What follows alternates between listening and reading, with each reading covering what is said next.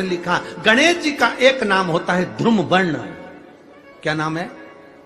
ध्रुम वर्ण गणेश जी का एक नाम होता है। जब हम धूप जलाकर और धूप लगाने के बाद में गणेश जी की सबसे पहली आरती करने के पहले अगर हम सबसे पहली में होता है, एक टाइम होता है, एक पल होता है, एक घड़ी होती है कि गणेश जी महाराज हमारे घर में आ गए। गणेश जी की सबसे पहली जो आरती हो, उस आरती के समय पर अगर धूप बत्ती जलाई जाए या गोबरी को जलाकर उसमें गूगल छोड़ी जाए और गूगल छोड़ने के बाद गणेश जी का नाम ध्रुम वर्ण कह दिया जाए तो गणेश जी को तुम्हारे घर की पूजा स्वीकार करना पड़ती है। बस वो समय हम जानते। हम तो बस उतना जानते हैं कि शिव महापुराण में लिखा और मुद्गल पुराण में लिखा, गणेश पुराण में लिखा, गणेश जी का एक नाम होता है ध्रुम वर्ण। क्या नाम है? ध्रुम वर्ण गणेश जी का एक नाम होता है। जब हम धूप जलाकर और धूप लगाने के बाद में गणेश जी की सबसे पहली आरती करने के पहले अगर हम सबसे पहली आरती गणेश जी की कर रहे हो, अपने घर में स्थापना कर रहे हो, बिठा रहे हो और तुम चाहते हो कि गणेश जी मेरे घर में आके मेरी पूजा को स्वीकार करें और जो मांगू मेरा गणेश मुझे दे 10 दिन के अंदर, तो पहला नाम लेकर पुकार लेना ध्रुम वर्ण विनायक, बैठो, बस काम हो गया। वो फिर ही होकर आता। सुंदर जोड़ी थी शंकर और पार्वती की, सही है कि गलत है? कभी नहीं झगड़ते थे। इसलिए पृथ्वी पर ना तो लक्ष्मी जी के व्रत हैं, ना ब्रह्माणी के व्रत, ना इंद्राणी के व्रत। अगर पूरी पृथ्वी पर सबसे ज्यादा व्रत किसके हैं? माता पार्वती। तीज का व्रत किसका? पार्वती का। चतुर्थी का व्रत किसका? पार्वती का। चौथ का व्रत किसका? पार्वती का। छठ का व्रत किसका? पार्वती का। जितने व्रत है सब माता पार्वती। गणेश जी मैया को प्रसन्न करने के लिए 8 रूप में धारण करते हैं। 8 रूप भगवान गणेश जी ने धारण किए। एक मयूरेश्वर गणेश, दूसरा सिद्धि विनायक, तीसरा बल्लालेश्वर, फिर वरद विनायक, फिर चिंतामणि, फिर गिरजात्मज, फिर भगवान गणेश विघ्नेश्वर अष्ट विनायक, फिर महागणपति। ऐसे गणेश जी के 8 नाम हुए। उस समय तिजोरी के अंदर जो गणेश की प्रतिमा रखी जाती है, किस नाम से रखी जाती है? तो तिजोरी में हम जो गणेश की प्रतिमा रखते हैं वो वरद विनायक के नाम से रखते हैं। कौन सा गणेश? वरद। वरद विनायक के नाम से तिजोरी में गणेश रखते हैं। और वरद विनायक के नाम से गणेश जी तिजोरी में रखाते हैं। आपको कथा में कहा था, घर में सीधी सूंड का गणेश और व्यापार व्यवसाय ऑफिस में उल्टी सूंड का गणेश होना चाहिए। वरद विनायक को तिजोरी में। जब मकान का गृह प्रवेश होता है तो गणेश जी की पूजन जो दरवाजे पर करी जाती है उसे सिद्धि विनायक गणेश कहते हैं। कौन सा गणेश? सिद्धि विनायक।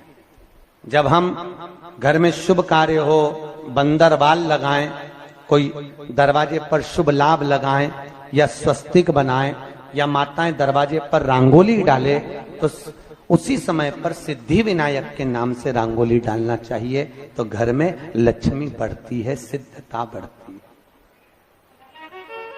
याद रखिए, कभी भी गणेश जी को, मिट्टी के गणेश जी लाते हो भादो महीने में, तो विसर्जन करो तो विसर्जन के समय पर 2 बिंदी, एक कंकु की, एक हल्दी की, दीवार पर जरूर लगा देना चाहिए। क्यों? क्योंकि गणेश जी हमारे यहाँ आते हैं तो रिद्धि सिद्धि के साथ आते हैं, पर जब गणेश जी जाते हैं अगर हम बिंदी नहीं लगाते हैं तो गणेश जी अपनी रिद्धि सिद्धि को साथ में लेकर चले जाते हैं। पति के साथ पत्नी वापिस चली जाती है। जब हम बिंदी लगाते हैं तो उसका मतलब होता है कि हमारे घर की बहू हमारे घर में रहे, बेटा भले भ्रमण के लिए जाए। तो गणेश जी जाते हैं, रिद्धि सिद्धि घर में रह जाती है। इसलिए रिद्धि सिद्धि को घर में रखने के लिए 2 बिंदी लगाना चाहिए, एक कुंकू की, एक हल्दी। रिद्धि सिद्धि। गणेश जी की प्रियता है दुर्वा। क्या प्रियता है? दुर्वा। कितनी दुर्वा गणेश जी को समर्पित करी जाती है? मात्र 5।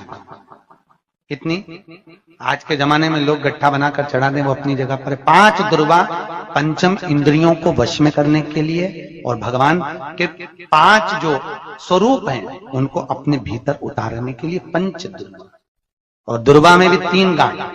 जब दुर्वा समर्पित करी जाती है तो उसमें नीचे दुर्वा की डंडी पर गांठ रहती है, 3 छोटी छोटी गांठें होना चाहिए। चतुर्थी का जो व्रत करने वाली होती हैं, जो चतुर्थी का पूजन करने वाली होती हैं, उनके भीतर का एक भाव होता है कि जैसे ही शाम का समय आए चंद्रदेव का पूजन करें, चंद्र जब प्रकट हो जाए, कलश भर लिया, उसके नीचे आखा दाना रख दिया, चावल गेहूं जो भी आप रखते हो पूजन के लिए, ऊपर पात्र आदि रख दिया, जलाशय, फिर अपन ने घी का दिया लगाकर पूजन भी कर ली। तो जो चतुर्थी का पूजन करने वाली होती है, जो चतुर्थी का नियम व्रत धारण करने वाली होती है, बड़ी बड़ी चतुर्थियां करती हैं या उसका नियम धारण करती हैं, तो चतुर्थी का जो पूजन करती है वो किस चीज के लिए? केवल संतान, पुत्र, परिवार, हमारा कुटुंब, हम जिस कुल में हैं, हमारा कुल वैभव की ओर बढ़े, संपदा की ओर बढ़े और उसकी आयु बढ़े, उसकी आयु बढ़े, वैभव बढ़े। बहुत ध्यान दीजिएगा महाराज, चतुर्थी की पूजन में जो आप आखा दाना रखते हो, गेहूं वगैरह कुछ भी जो रखते हो, उसकी बड़ी महत्वता होती है महाराज। यहां तक कहा गया है, चतुर्थी की कथा तो आप लोग पढ़ते होंगे, जो लोग पढ़ते हैं उनको मालूम होगा, चतुर्थी की कथा में लिखा है, चौथ माता के व्रत में वर्णन किया गया है कि वो आखा दाना जो रखा जाता है, मान लो कोई जरूरी काम होता है तभी आखा दाना को रखा जाता है, संभाल के रखते हैं कि हम इस काम के लिए जा रहे हैं और हमारा ये कार्य सफल होना चाहिए।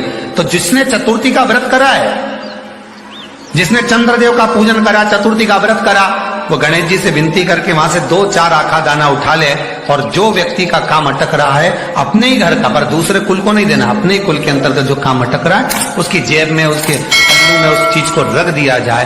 तो चतुर्थी जो अगली आती है, जैसे आप महीने की करते हो तो महीने की, और आप जैसे करते हो कि 4 अलग बड़ी बड़ी चतुर्थी करते हो तो उसके अनुसार आपका कार्य सिद्ध होता ही है। उस आखे दाने का इतना महत्व होता है क्योंकि चतुर्थी का व्रत करने वाली माता जब व्रत करती है तो स्वयं चतुर्थी की कथा में लिखा हुआ है कि पार्वती जी गणेश जी से चतुर्थी की कथा बचवाती। चतुर्थी की कथा बाची किसने थी? स्वयं गणेश जी महाराज। और सुनी किसने थी?